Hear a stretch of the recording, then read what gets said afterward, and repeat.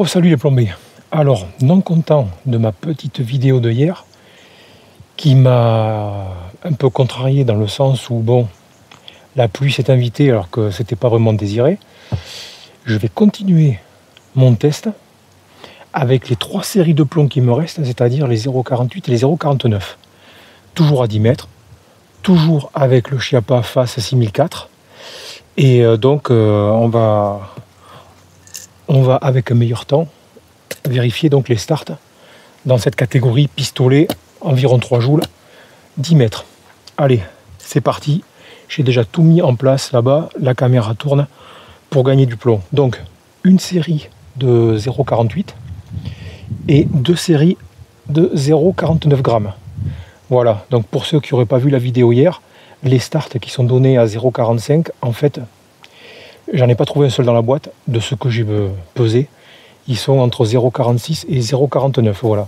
Et dans chaque comment dire, catégorie, les 0,46, ils montent jusqu'à 0,46,9, 0,47 aller jusqu'à 0,47,9, et les 48 et 49, c'est pareil, 48, 48,9 et 49, 49,9. Donc c'est pour ça que je disais que hier ça fluctuait. Hein. On n'a pas quelque chose de très précis. Bon, après, ça se joue vraiment à un poil près, quoi, hein, c'est-à-dire 1 millième de gramme. Bref, donc allez, tout tourne, je commence, c'est parti, donc avec les 0,48.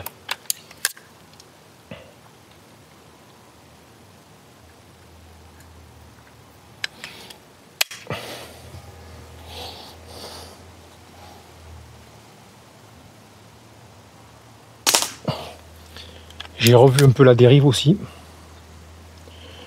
pour la remettre un petit peu en place.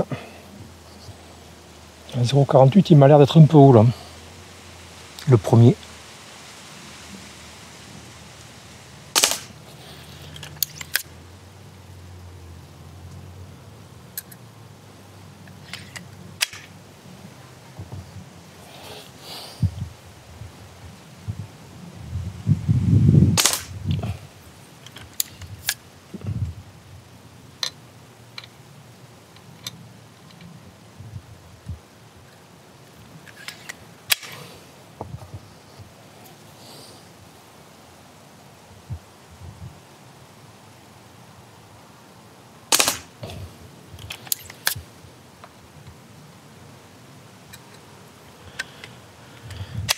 Ah, ils rentrent tous très lâches dans le canon, il n'y a même pas besoin de forcer pour les rentrer.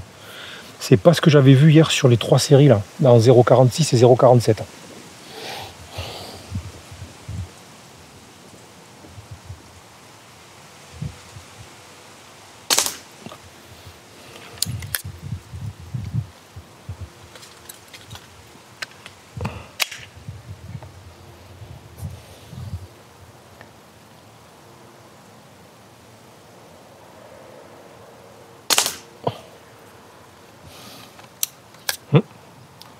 À gauche.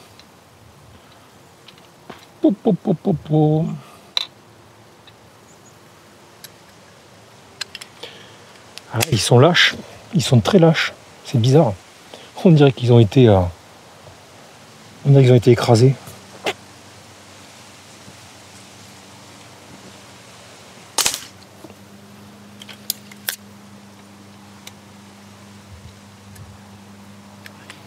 Ah ouais. Là, c'est mon 8e plomb, c'est le 8e qui rentre.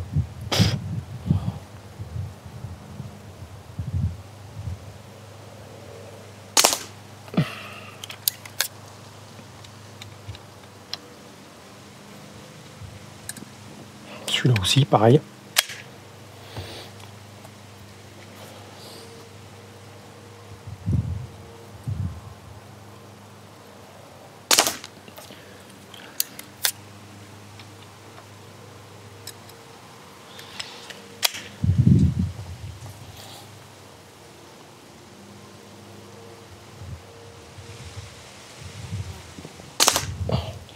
J'ai mis un coup sur la dérive pour aller à gauche par rapport au tir de hier. À savoir que les clics, oh putain, c'est pas vrai, à savoir que les clics sur cette arme entre la hausse et la dérive, il n'y a pas de rapport en fait. Voilà. Un clic sur la dérive, c'est pas du tout un clic sur la, enfin, ouais, sur la dérive et sur la hausse et la dérive, c'est différent. Ouais, bon, je vais changer de carton. On va passer au 0,49. Mais les 0,48 d'ici, c'est pas l'air d'être folichon. Ça n'a pas l'air d'être folichon du tout. On va dire que c'est un carton de chauffe. Non, c'est pas folichon du tout. 1, 2, 3, 4, 5. Alors cela a 5, et il y en a 5 au milieu, donc il y a des trous dans le trou là. Ouais, c'est pas génial. Bon, on va voir avec les 0,49.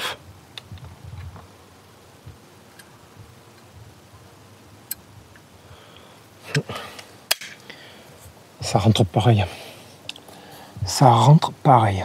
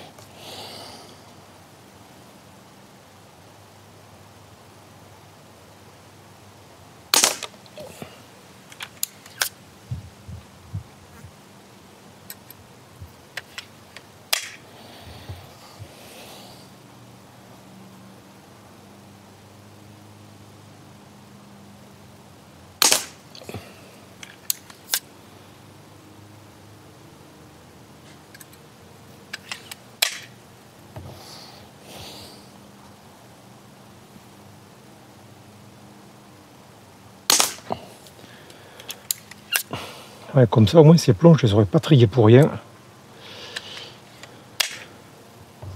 Parce que trier les plombs, en définitive, il faudrait le faire hein, pour améliorer ses résultats. Moi, je le fais quasi jamais.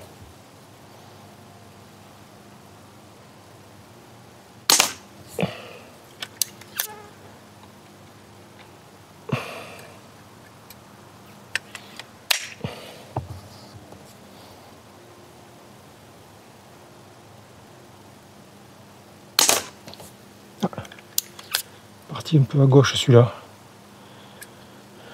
Eu le reflet sur le plomb, ça m'a donné sa trajectoire et je l'ai vu partir sur la gauche un petit peu.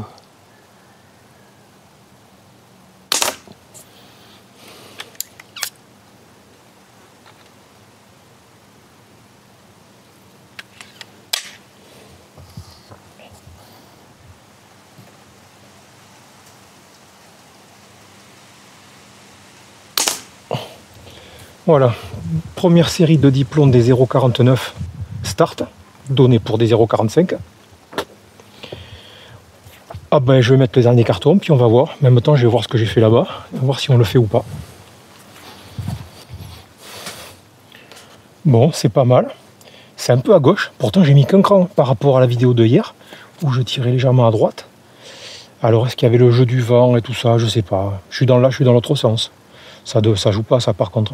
Mais je sais pas.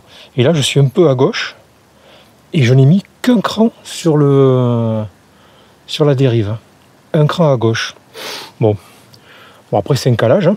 Un peu comme avec la lunette, il suffit de recentrer tout ça, puis c'est bon, mais bon non, c'est pas crado. C'est pas crado hein, pour des plombs, je dirais, d'entrée de gamme, de chez Rifle.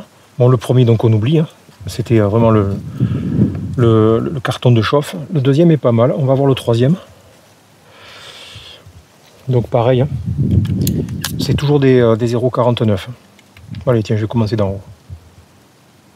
Ah, celui-là force un petit peu. Ah, bizarre.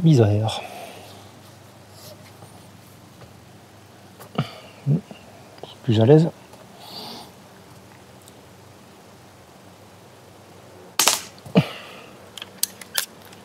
Ah, j'ai un peu de soleil là sur ma cible. Et d'ici, je vois à peu près où j'ai tiré.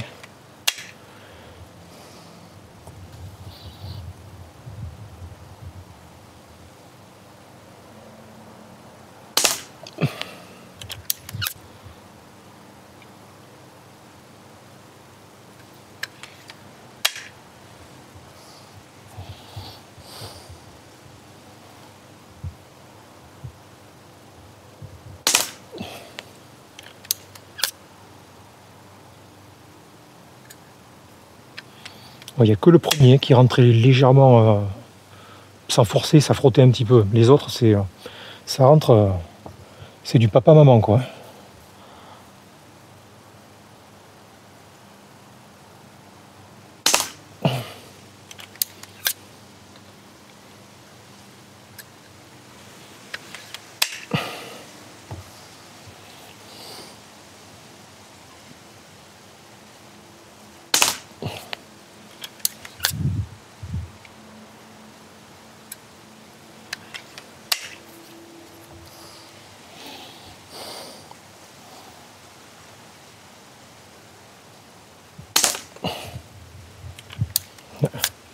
Je sais pas s'il a pas tapé un peu en bas celui-là. Je vois pas trop d'ici là par contre. Je vois ceux d'en haut.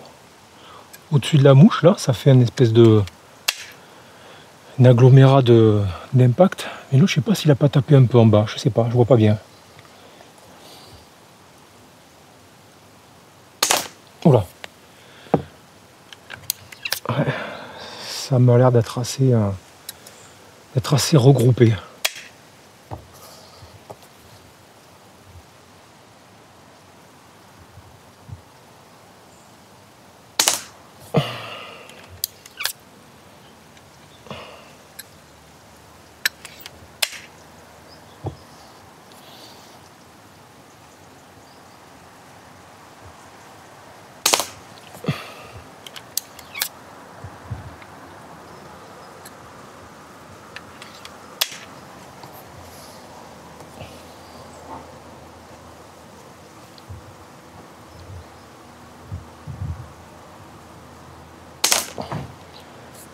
Voilà, j'ai tiré donc les 10 derniers plombs de ceux que j'avais triés en rifle. Et je vais chercher le carton. On va voir, ça m'a pas l'air d'être mal, mais on va voir. Ouais, donc il faut remettre à droite. Il faut remettre un cran à droite et on sera mieux. On sera mieux. Ceci dit, bon, par rapport à hier, bah, pluie ou pas pluie, donc pressé ou pas pressé, on arrive à des résultats similaires. On arrive à des résultats similaires. Donc le deuxième, ouais, ils sont à droite. Ouais, c'est pareil, c'est pareil. Ouais, peut-être que le deuxième carton est meilleur que le troisième. On va dire qu'il y a eu le carton de chauffe. Je vais en chercher un quatrième. Et là, les plombs, je vais les prendre direct dans la boîte. Hop là. Ils ne seront pas triés, ceux-là. 4, 5, 6, 7, 8, 9, 10.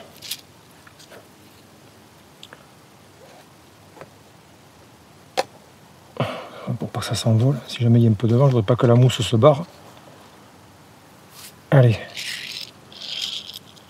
4, 6, 10. Donc je vais chercher un autre carton et on va voir. Ouais, puis en même temps, je vais aller mettre un coup de tournevis là, parce qu'il est plus dur. La dérive est plus dure que la hausse. La hausse, je peux le faire avec l'ongle. La dérive, je peux pas. Je vais mettre un petit coup, un tour de vis là, et on fait un quatrième carton. Me voici revenu. J'ai donné un cran sur la dérive. J'ai ramené un quatrième carton. Et puis on verra ce que ça donne. Mais bon, déjà, hein, même par rapport à hier, où j'étais un peu pressé sous la pluie, ici, voilà, franchement, pour du training, c'est pas mal. Quand je dis ouais, training, practice, voilà, faut pas aller chercher plus loin. Faut pas espérer plus avec ces plombs-là.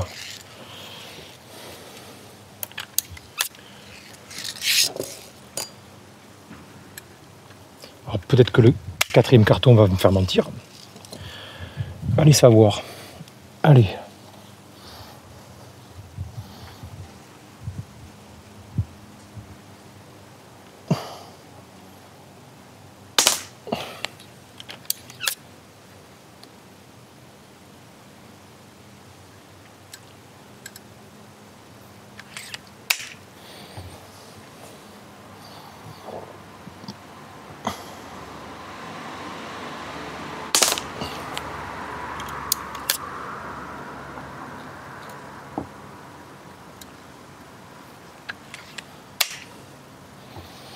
Au moins les conditions sont meilleures que hier, ça sera plus objectif. Ou alors on aura des résultats similaires par rapport à hier, et là dans ces cas-là, on sait à quoi on peut s'en tenir. Voilà, on aura comment dire, les résultats maxi du plomb dans un type d'utilisation donné. Voilà, on ne pourra pas en espérer ni plus ni moins.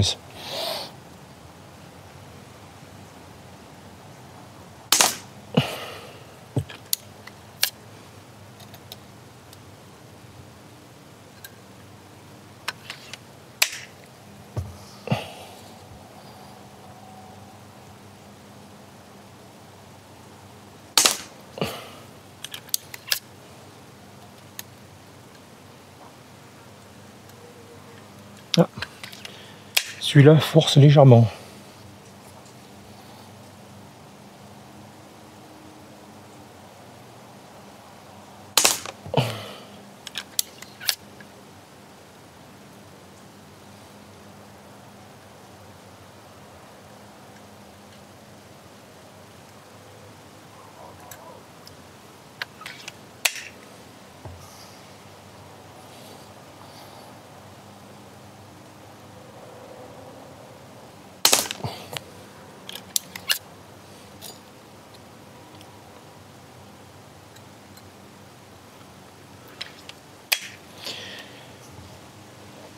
Quand le plomb force légèrement, c'est juste le bas de la jupe qui force. La tête, elle rentre toujours pareil. Voilà. Donc en fait, c'est le calibrage des jupes qui diffère légèrement d'un plomb à l'autre.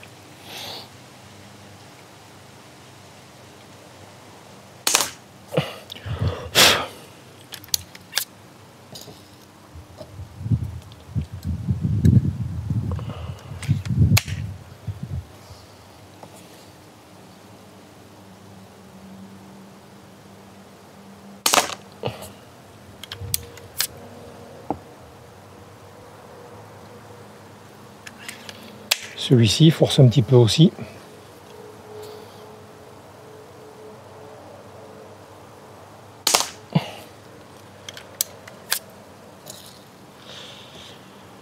Alors, j'ai pas fait le rapprochement entre les plombs qui forcent et les plombs qui nagent.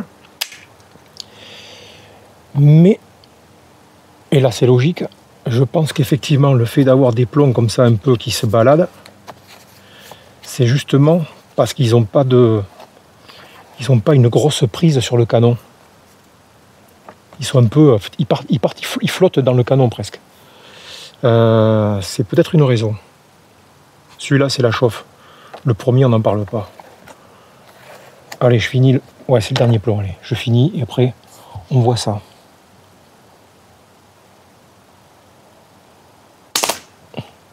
Voilà.